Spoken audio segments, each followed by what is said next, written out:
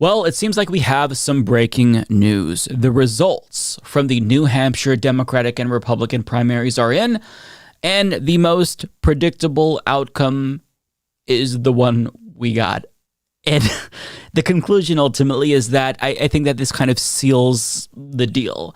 It's going to be Biden versus Trump in November. So when it comes to the GOP primary, of course, Donald Trump won. And Nikki Haley didn't do too bad, but was it still a landslide for Donald Trump at the time that I record this video? Yeah, I'd say that. Now, look, the votes are still coming in, so it's possible that she makes up some ground. But either way, he's going to win, and then he's going to go on to win state after state after state. And it's going to be Trump. He's going to be the Republican nominee. Now, Nikki Haley has vowed to stay in the race, which I think is smart in the event he gets criminally convicted. I mean, 91 criminal charges, 4 indictments. That's a reason to stay in. But assuming nothing extraordinary happens, he's going to be the Republican Party's nominee.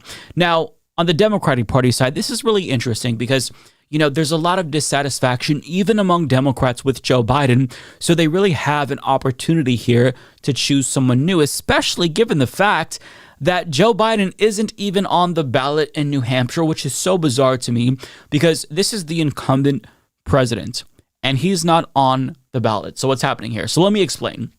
So the DNC chose to change up the primaries and give South Carolina the first primary. But New Hampshire did not like that because they have a first in the nation primary clause in their constitution to where they always get to go first.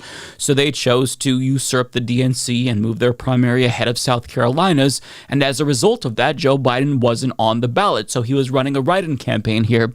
And he won the write-in campaign. Dean Phillips, he came in second, and Marianne Williamson came in a distant third.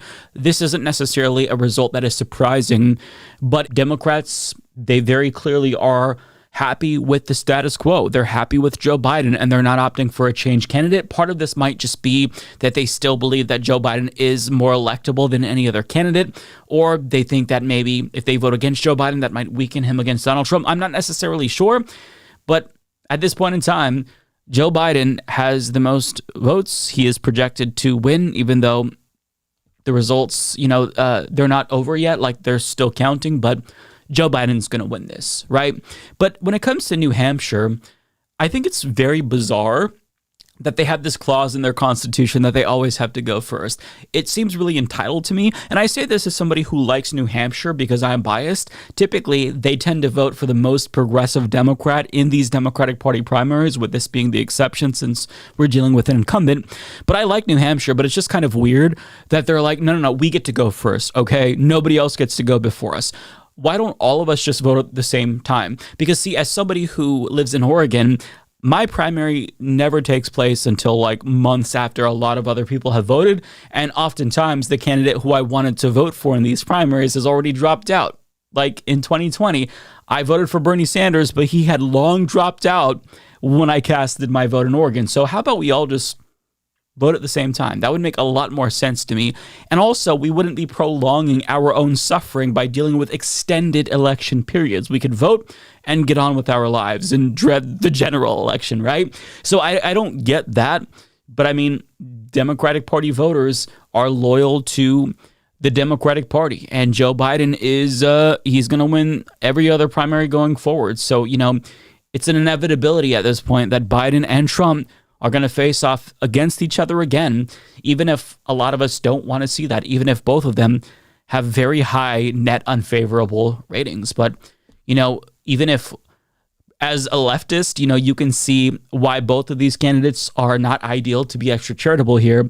They at least represent their core base, and the Democratic Party is not representative of leftists. They are representative of liberals, and liberals don't have the same goals as leftists and even progressives, arguably. So that's what they're voting for. They're riding or dying with Joe Biden. They're going with Genocide Joe. That's how democracy works, unfortunately. It's the status quo, and things won't change, but I don't think that they want it to change. So we just keep trying to do our best to get liberals to see why progressivism is the way to go, when all of this dissatisfaction with the status quo and neoliberalism has led to the rise of fascist demagogues like Donald Trump. But I mean, when it comes to Donald Trump, I think that we have to stop pretending as if he also doesn't represent the GOP's base.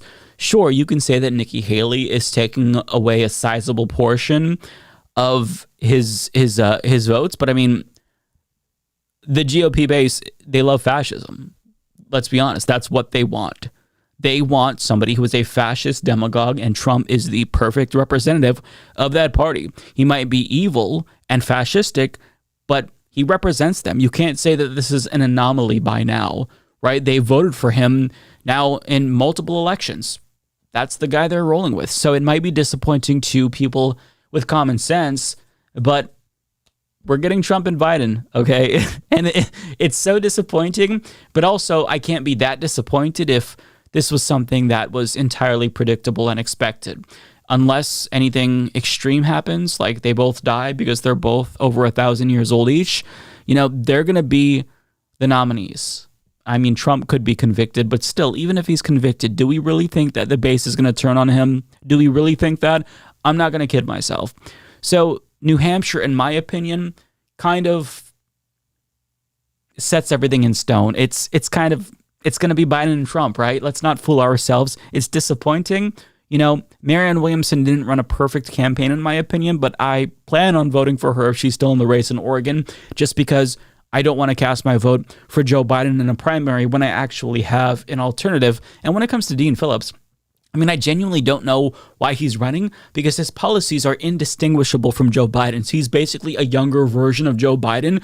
So it's inconceivable to me why you would vote for Dean Phillips over Joe Biden, unless like age is your number one concern, which that is a concern to some people, I would imagine. But Dean Phillips is, why? I don't get it. And if you listen to him on policy, there's nothing inspiring about him. The dude's, look, I'll be completely frank. I think he's kind of a rube. I don't think that he's very bright. He has no charisma, and his policies are indistinguishable from any liberal centrist politician. So it is weird that he's choosing to run against Biden, because, that type of politician would maybe do well in a Democratic Party primary where there's no incumbent. But because he's running against an incumbent, he pissed off all of the liberals who are loyal to Joe Biden. So it's a really interesting choice. But I don't get it. I don't get it, right? But that's the results. New Hampshire is, it's over. And now I think we're probably going to see both Joe Biden and Donald Trump in their respective fields just lap everyone else, and now it's a question of how long will the other candidates stay in the race? And that's yet to be determined, but ultimately it's going to come down to Biden and Donald Trump. And that's just the unfortunate reality. We don't want to see it. It's a matchup nobody asked for, but we're all getting. So what are you going to do, right? That's American politics, where disappointment is to be expected. And if we're pleasantly surprised, then awesome. But don't count on that. It's always going to be the status quo and the most terrible options on the table. So, onwards we go to the general election.